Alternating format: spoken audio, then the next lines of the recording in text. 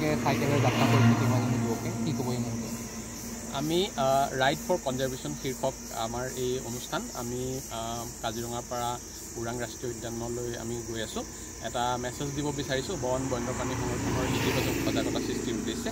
আমাৰ এই পথছোৱাত যিমানখিনি আমাৰ ৰাইজ আছে বা আমাৰ বিভিন্ন ইনষ্টিটিউট আছে, আমি অহাকালি আজি প্ৰথম দিন আমি কাজিৰঙা ৰাষ্ট্ৰীয় উদ্যানৰ সঞ্চালক মহোদয়ৰ কাৰ্যালয়ৰ পৰা আমি আজি এই ৰেলীটো আৰম্ভ কৰিলোঁ।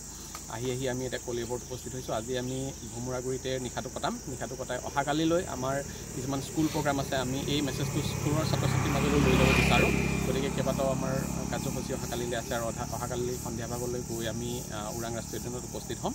আৰু ওৰাং ৰাষ্ট্ৰীয় উদ্যান কৰ্তৃপক্ষই আমাক আদৰণি জনাবৰ কাৰণে এক বিশেষ কাৰ্যসূচী হাতত লৈছে। তেওঁলোকে অহা পৰহিলৈ এখন কলেজত আমি এটা অনুষ্ঠান আয়োজন কৰিছোঁ। গতিকে আমি মুঠ 3 দিনীয়া কাৰ্যসূচী আজি আমি ষ্টাৰ্ট কৰিলোঁ। আৰু আমাৰ এই অনুষ্ঠানটো আৰণ্যক আৰু আমাৰ কাজিৰঙা ৰাষ্ট্ৰীয় উদ্যান কৰ্তৃপক্ষৰ লগতে ওৰাং ৰাষ্ট্ৰীয় উদ্যান কৰ্তৃপক্ষৰ যৌথ উদ্যোগত আমি আয়োজন কৰিছোঁ।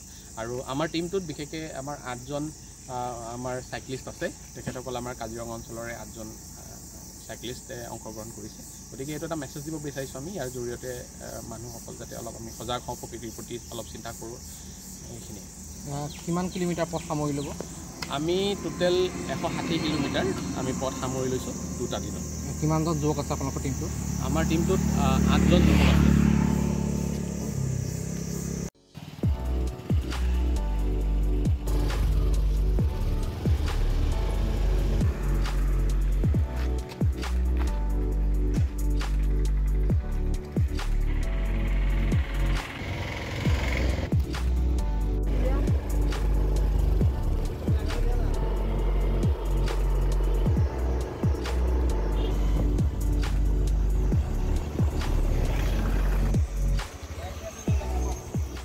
সাইকেলেৰ যাত্ৰা পৰিস্থিতি মানে যুবকে কি কব এই মুহূৰ্তে আমি ৰাইড ফৰ কনজাৰ্ভেশ্যন শীৰ্ষক আমাৰ এই অনুষ্ঠান আমি কাজিৰঙাৰ পৰা ওৰাং ৰাষ্ট্ৰীয় উদ্যানলৈ আমি গৈ আছোঁ।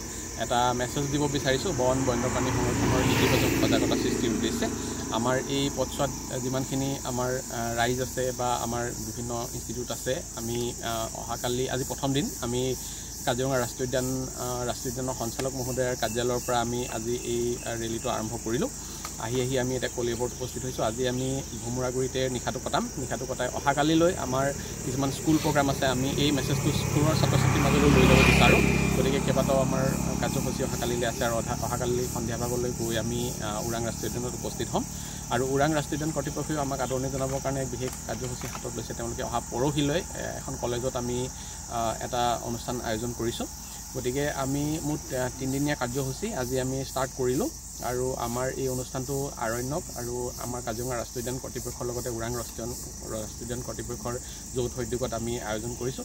আৰু আমাৰ টীমটোত বিশেষকৈ আমাৰ 8জন আমাৰ চাইক্লিষ্ট আছে। তেখেতসকল আমাৰ কাজিৰঙা অঞ্চলৰে 8জন চাইক্লিষ্টে অংশগ্ৰহণ কৰিছে। গতিকে এইটো এটা মেছেজ দিব বিচাৰিছোঁ আমি ইয়াৰ জৰিয়তে মানুহসকল যাতে অলপ আমি সজাগ হওঁ, প্ৰকৃতিৰ প্ৰতি অলপ চিন্তা কৰোঁ। এইখিনিয়ে। কিমান কিলোমিটাৰ পথ সামৰি ল'ব? আমি টোটেল 160 কিলোমিটাৰ আমি পথ সামৰি লৈছোঁ 2টা দিনত। কিমানজন যুৱক আছে আপোনালোকৰ টীমটোত? আমাৰ টীমটোত 8জন যুৱক আছে।